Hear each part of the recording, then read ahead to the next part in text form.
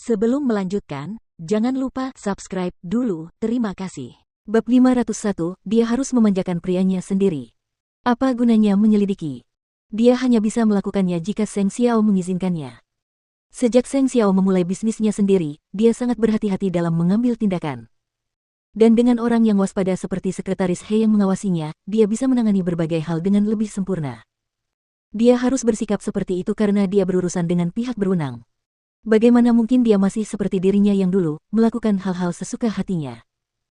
Kakek Seng sekarang sibuk mengobarkan api peperangan dalam keluarga, jadi dia tidak tahu seberapa cepat Seng Xiao berevolusi, dan sejauh mana dia telah berevolusi.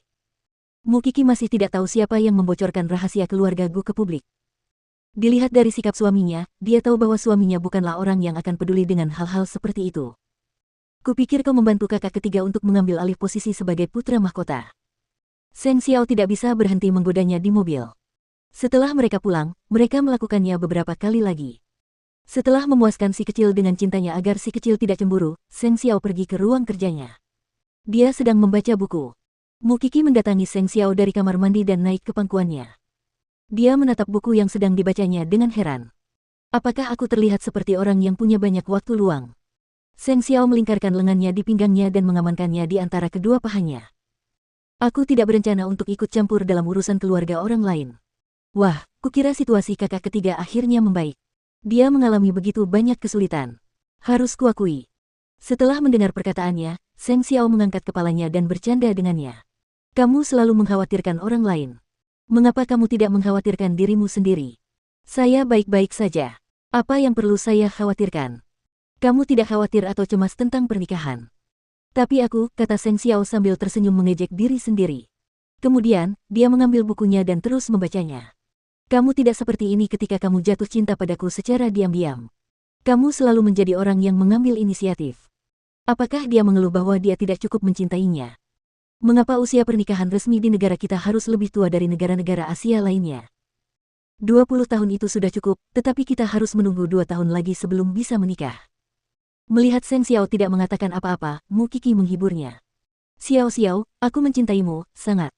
Aku tetap milikmu meskipun kita tidak mendaftarkan pernikahan kita. Waktu tunggunya terlalu lama, menyebalkan, kata Seng Xiao. Mukiki menatap piyama putih Seng Xiao yang berkancing longgar. Ketika dia melihat namanya di tulang selangkanya, hatinya melunak. Bagaimana kalau kita punya bayi? Seng Xiao meletakkan buku itu saat mendengarnya. Dia merindukannya. Dia harus bercinta dengannya sebelum dia bisa meredakan api di hatinya. Di tengah-tengah percintaan mereka yang penuh gairah, Mukiki tiba-tiba menyadari sesuatu. Apakah Xiao Xiao berpikir bahwa dirinya sudah tua? Dia baru berusia 28 tahun tetapi sudah mengalami krisis paruh baya. Jika Seng Xiao tahu apa yang dipikirkan anak kecil itu, dia mungkin akan memukulnya lagi. Setelah bercinta, Seng Xiao membersihkan diri untuk anak kecilnya dengan patuh. Mengapa dia memiliki keinginan yang kuat untuk menikah? Bukan karena hal lain, tetapi karena keinginannya untuk memilikinya. Dan keinginannya itu tumbuh dari hari ke hari. Ketika angin musim dingin yang dingin bertiup ke dalam ruangan, Mukiki menggigil. Seng Xiao menatapnya dan memeluknya. Dia mencium keningnya. Hanya kamu yang masih belum menyadarinya. Tahukah kamu bahwa aku mencintaimu sampai-sampai aku tidak tahu apa yang harus kulakukan padamu? Dia ingin memiliki setiap inci dari dirinya. Namun di saat yang sama, dia tidak ingin Mukiki kehilangan kebebasannya, bahkan sedikit pun. Karena dia sangat mencintainya, dia tidak ingin dia menderita. Dalam kegelapan, Mukiki tidak membuka matanya. Tanpa sadar dia memeluk Seng Xiao. Jika dia benar-benar merasa tidak nyaman, dia pikir dia bisa melahirkan anak untuknya. Dia berencana untuk melakukannya begitu mereka kembali dari pernikahan di luar negeri.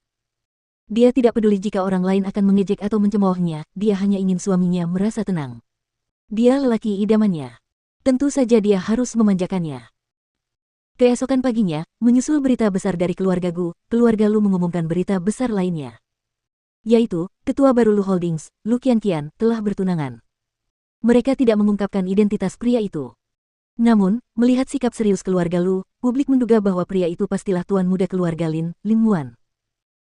Meskipun keluarga Lu tidak bermaksud memprovokasi keluarga Lin, tetapi bagaimana mungkin Pak Tua Lin bisa menerima kenyataan saat melihat berita itu? Dia selalu berpikir bahwa dia masih memiliki kesempatan untuk memulihkan keluarganya. Namun sekarang setelah mereka mengumumkan pertunangan mereka, dia merasa bahwa keluarga Lu jelas-jelas mengabaikan keluarga Lin. Memikirkan hal ini, Lin tua, yang masih terbaring di ranjang sakitnya, tidak dapat berdamai. Dia berkata kepada kepala pelayannya, pergi dan suruh anak buahmu untuk menangkap Lin Muan dari Akademi Polisi. Aku akan memberitahu keluarga Ji bahwa aku akan mengikatnya dan mengirimnya langsung ke Biro Urusan Sipil untuk mendaftarkan pernikahannya dengan Nona Ji. Saya khawatir ini tidak akan berhasil, Guru. Jika kau tidak ingin melihatku mati, lebih baik kau lakukan apa yang kukatakan. Aku akan menyuap pihak berwenang dan memanggil staf di Biro Urusan Sipil dan aku yakin mereka akan membantuku menyelesaikannya. Lin Muan mungkin belum mencapai usia legal untuk menikah, tetapi aku bisa mengubah usianya di profilnya. Sang kepala pelayan mendesah tak berdaya. Sebenarnya, nona muda dari keluarga Lu tidak seburuk itu. Mengapa lelaki tua itu menolak menerimanya? Asalkan aku bisa menyingkirkan ibu dan anak perempuan dari keluarga Lu, aku bisa melakukan apa saja. Aku bahkan bisa mengorbankan nyawaku untuk itu. Saya akan melakukannya sekarang. Namun, dengan temperamen Lin Muan, bagaimana dia bisa menolak jika dia tahu apa yang ingin dilakukan lelaki tua itu? Kepala pelayan merasa takut hanya dengan memikirkannya. Awalnya, Mama Lu berencana untuk membeli beberapa hadiah dan mengunjungi Lin Tua di rumah sakit setelah mengumumkan hal tersebut. Namun, Lin Tua menolak untuk menemui siapapun. Mama Lu tahu Pak Tua Lin hanya menolak bertemu dengan keluarga Lu. Dengan sedih, Mama Lu pulang membawa hadiah-hadiah itu. Ia bertanya-tanya bagaimana Pak Tua Lin akan menerima putrinya. Lin Muan melihat berita itu pagi-pagi sekali. Dia tersenyum bahagia. Sekarang setelah dia menjadi tunangan sah Qian dan dia memiliki Lu Qian seutuhnya, dia merasa sangat tenang. Ketika teman sekamarnya melihatnya tersenyum, dia tidak bisa menahan diri untuk tidak menggodanya. Apakah sesuatu yang baik terjadi padamu, Kakak Lin? Kamu sudah tersenyum sejak pagi. Aku sudah resmi bertunangan dengan kakak iparmu. Lin Muan menyampaikan kabar baik itu dengan murah hati. Cek, jangan pamer di depan pria lajang seperti itu. Tapi itu hal yang baik. Selamat. Lin Muan tidak dapat menahan tawa lagi. Namun, tiba-tiba, dia disuruh oleh tutornya untuk pergi ke kantor. Sebelum dia sempat menjawab, dua orang pria yang bersembunyi di balik pintu mengikatnya dengan tali dengan cekatan. Mereka jelas dari tentara. Bagaimana mungkin Lin Muan bisa melawan mereka? Di kantor, tutor itu berkata dengan rasa bersalah, maaf, Muan. Lin Muan menatap kedua pria itu. Dia tidak mau mengaku kalah. Dia ingin melihat sejauh mana orang tua itu bisa melangkah.